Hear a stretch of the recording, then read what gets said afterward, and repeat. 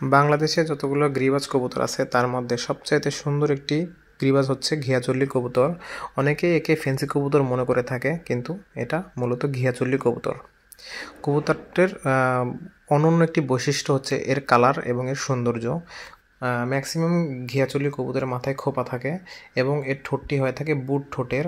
অনেক ঘিয়াচল্লি মোজাওয়ালা হয়, আবার অনেকগুলো মোজা ছাড়া হয়। কবুতরটি বছরে 7 থেকে 8 বার পর্যন্ত ডিম বাচ্চা করে থাকে এবং যে কোনো পরিবেশেই খুব সহজেই মানিয়ে নিতে পারে।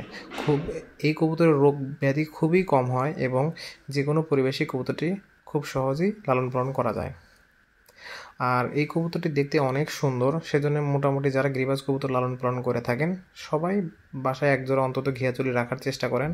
আমার বাসায় অনেক ঘিয়াচল্লি আছে। আপনাদের কার কার বাসায় ঘিয়াচল্লি কবুতর আছে এবং কে কে ঘিয়াচল্লি কবুতর পছন্দ করেন অবশ্যই কমেন্ট করে জানাবেন। আর যেহেতু ঘিয়াচল্লি কবুতর আমাদের দেশীয় কবুতর, সবাই চেষ্টা করবেন বাসায় এই কবুতরকে পালন করার, কারণ বিদেশি কবুতর দিয়ে বাংলাদেশ অনেকটাই ভরে গেছে, আমাদের দেশীয় কবুতরগুলো বিলুপ্ত প্রায়। তাই সবাই আমরা চেষ্টা করবো আমাদের দেশীয় কবুতর লালন পালন করার জন্য। আসসালামু আলাইকুম।